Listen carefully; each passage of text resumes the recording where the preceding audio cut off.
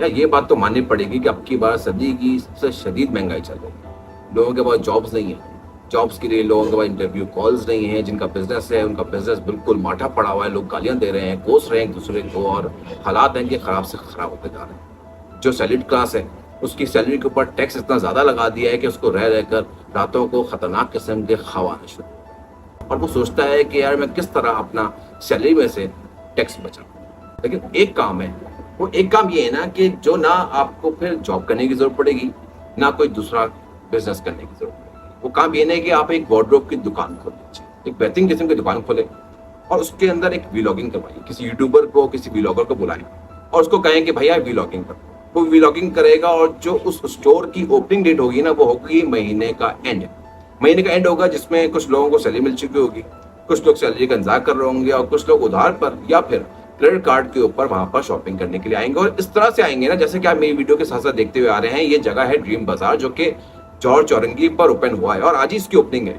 اتنا شدید رش لگ گیا ہے یہاں پر جس کو دیکھ کر میں تو حیران, کیونکہ میرے گھر سے بہت قریب ہے لیکن مجھے خواب نہیں آیا جانے کا. تو میں بھی آپ ہی کی طرح تھا کہ میں نے سوچا چلو بعد میں جائیں گے, لیکن میں اتنا رش دیکھ کر شرمندگی سی ہو رہی ہے مجھے.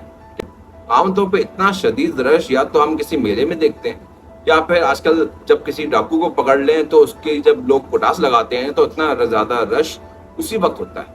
اس کے علاوہ تیسری بات کوئی نہیں ہوتی. ہم نے کسی زمانے میں سی این جی کی لائنوں پہ ایسا رش دیکھا تھا, اور آج میں ڈریم بازار کی اوپننگ ڈیٹ پر اتنا شدید رش دیکھ رہا ہوں کہ مجھے ویڈیو بنانے کی ضرورت پڑ گئی کہ آپ لوگوں کو بتاؤں کہ دیکھو جی کیا حالات چل رہے ہیں. اور بتانے کا مقصد یہ ہے نا کہ جہاں ایک طرف ہم روتے ہیں, جہاں ایک طرف ہم کہتے ہیں کہ جی جابس نہیں ہیں, حالات بہت خراب ہیں, بجلی کا بل بہت زیادہ بڑھ گیا ہے, ٹیرف مزید بڑھا جا رہا ہے, پیٹرول کی قیمتیں اپنے آسمان پر پہنچ گئی ہیں, ڈالر کنٹرول نہیں ہو رہا, ملک کی معاشی حالات بس سے بدتر ہوتے جا رہے ہیں, برین ڈرین کی سچویشن ہے, 8 لاکھ لوگ اب تک اس ملک سے جا چکے ہیں اور مزید آنے والے 4 مہینے میں پتہ نہیں کتنے لوگ اس ملک کو چھوڑ کر چلے جائیں. تو ایسے میں جب آپ ڈریم بازار جیسے آؤٹ لیٹ کو دیکھتے ہیں جہاں پر لوگوں کے خواب پورے ہو رہے ہیں, لوگوں کو خوابوں کی تعبیر مل رہی ہے نا, تو حیرانگی ہوتی ہے.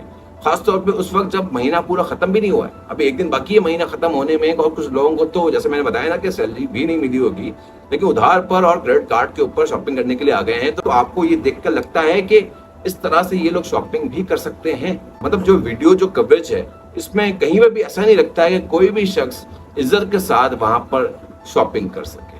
وہاں پر حالات بدمزگی کے چل رہے ہیں اور ایسی شرارتیں چل رہی ہیں جس کی کوئی انتہا نہیں ہے یا میں بیان نہیں کر سکتا. اور یہی لوگ جو آج شاپنگ پہ آئے ہوئے ہیں, یہی لوگ جب 3 سے 4 گھنٹے کی محنت کے بعد واپس گھر پہ جائیں گے تو کوسیں گے کہ بجلی کا بل بہت زیادہ آ گیا, پیٹرول کی قیمت پھر بڑھ گئی, بچوں کی اسکول کی فیس 10% بڑھ گئی, بلا بلا بلا, اور مختلف قسم کی باتیں کریں گے, کوسیں گے حکومت کو, کوسیں گے اتھارٹیز کو. لیکن اپنے آپ کو کوسنا باقی رہ گیا ہے, کیونکہ اتنے شدید رش میں شاپنگ پہ جانا اور اتنی مزاحمت کرنا, اگر یہی کام یہی محنت اگر کہیں اور کر لی جائے, یہی مزاحمت یہی تکلیف کہیں اور اٹھا لی جائے تو وارے نیارے ہو جائے. کم از کم ایک قوم بن کر یہ پاکستانی قوم سامنے آ سکتی ہے.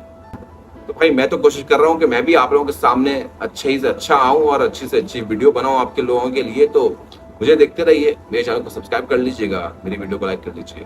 Thank you very much. Allah